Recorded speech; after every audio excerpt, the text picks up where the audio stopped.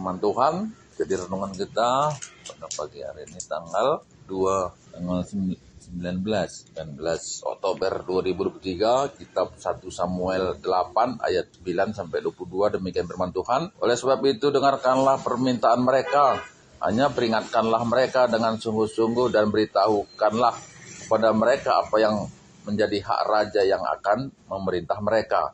Dan Samuel menyampaikan segala firman Tuhan kepada bangsa itu yang meminta seorang raja kepadanya. Katanya, inilah yang menjadi hak raja yang akan memerintah kamu itu. Anak-anakmu laki-laki akan diambilnya dan dipekerjakannya pada keretanya dan pada kudanya. Dan mereka akan berlari di depan keretanya. Ia akan menjadikan mereka kepala pasukan 1.000 dan kepala pasukan 50. Mereka akan membajak ladangnya dan mengerjakan penuaian baginya. Senjata-senjatanya dan perkakas keretanya akan dimuat mereka. Anak-anakmu perempuan akan diambilnya sebagai juru campur rempah-rempah, juru masak dan juru makanan. Selanjutnya dari ladangmu, kebun anggurmu dan kebun jaitunmu akan diambilnya yang paling baik dan akan diberikannya kepada pegawai-pegawainya. Dari gandummu dan hasil kebun anggurmu akan diambilnya 1/10 dan akan diberikannya kepada pegawai-pegawai istananya dan pada pegawai-pegawainya yang lain. Budak-budakmu laki-laki dan budak-budakmu perempuan, ternakmu yang baik dan keledai-keledaimu akan diambilnya dan dipakainya untuk pekerjaannya. Dari kambing dombamu akan diambilnya 1/10 dan kamu sendiri akan menjadi budaknya. Pada waktu itu kamu akan berteriak karena rajamu yang kamu pilih itu, tetapi Tuhan tidak akan menjawab kamu pada waktu itu. Tetapi bangsa itu menolak mendengarkan perkataan Samuel dan mereka berkata, tidak, harus ada raja atas kami. Maka kami pun akan sama seperti segala bangsa-bangsa lain. Raja kami akan menghakimi kami dan memimpin kami dalam perang. Samuel mendengar segala perkataan bangsa itu dan menyampaikannya kepada Tuhan. Tuhan berfirman kepada Samuel, dengarkanlah permintaan mereka dan angkatlah seorang raja bagi mereka. Kemudian berkatalah Samuel kepada orang-orang Israel itu, pergilah masing-masing ke kotanya. Ya, jadi transisi dari hakim-hakim ke raja-raja. Nah, jadi dalam perikop ini bagaimana orang Israel yang sangat menginginkan seorang raja, yang artinya terjadi pergeseran kepemimpinan dari Tuhan kepada manusia, dari rohani kepada duniawi, dan disampaikan di sini bagaimana kondisi ketika nanti dipimpin oleh raja, bahwa intinya akan ada kesusahan-kesusahan. Nah, tapi itulah bangsa Israel yang bangsa pilihan tadi sebetulnya sudah keluar dari panggilan itu. Dan mereka tetap bertahan untuk dipimpin oleh manusia. Dan inilah karakter yang boleh dibilang ya yang tidak beriman lagi sebetulnya. Tidak beriman lagi. Jadi tidak lagi berpengharapan kepada Tuhan tapi kepada manusia. Dan resikonya sudah disampaikan bahwa akan ada penderitaan. Nah, bagaimana dengan situasi saat ini?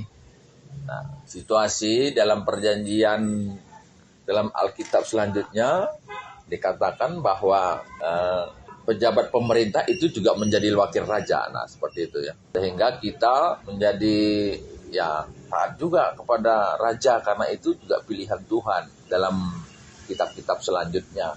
Nah, saat ini kita juga akan dihadapkan akan pemilihan pemimpin, baik pemimpin gereja, ya pertua diaken, maupun pejabat pemerintah. Ya, zaman republik ya presiden ya, kalau raja-raja ya raja. Nah, bagaimana sikap kita?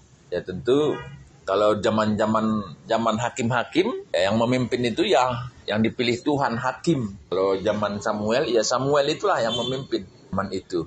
Ya, artinya bahwa ketika memungkinkan, ya pilihlah yang memang orang takut akan Tuhan. Ya, sebagaimana Samuel, Imam Eli, dan banyak hakim-hakim, zaman hakim-hakim, seperti Bora, nah seperti itu ya. Tentu yang taat, yang takut akan Tuhan. Nah, lalu bagaimana dengan jika itu tidak ada gitu ya. Tentu alat ukurnya ya norma gitu ya, norma itu ya tentu yang peduli sesama, mau membantu orientasi kepada rakyat seperti itu. Kalau konteksnya tentu gereja ya tentu sebagaimana Alkitab menceritakan pada zaman rasul-rasul juga sudah dilakukan pemilihan. Ada 6 diaken yang dipilih oleh rasul-rasul. Ya itulah yang pada zaman itu yang dipenuhi dengan Roh Kudus, itulah yang dipilih. Jadi orang-orang yang dekat kepada Tuhan termasuk si Filipus. Dan itu yang diangkat menjadi pemimpin di gereja. Ya, bukan orang yang berpendidikan gitu ya, bukan orang yang memiliki pengetahuan, punya jabatan, tapi orang yang dipenuhi dengan Roh Kudus. Nah, selain itu dalam perikop ini kita melihat kondisi dari bangsa Israel yang memang kelihatan mulai meninggalkan Tuhan gitu ya. Dan kemudian seterusnya terjadi perubahan-perubahan baik dalam kepemimpinan yang saat ini adalah yang akan dipilih si Saul yang kemudian Raja Daud dan Salomo dan seterusnya. Dan itu juga yang kemudian akan memecah orang Israel ini menjadi 2 kerajaan. Kemudian akan dibuang, seperti itu ya, dibuang ke pembuangan dan kemudian berhenti.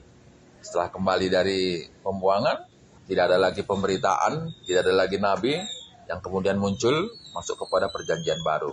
Nah itu yang akan kita telusuri di kemudian. Ketuhan kalau simbahkan kata di bata dengan semakai kencai pas kiluna tutup hari. Haleluya. Amin.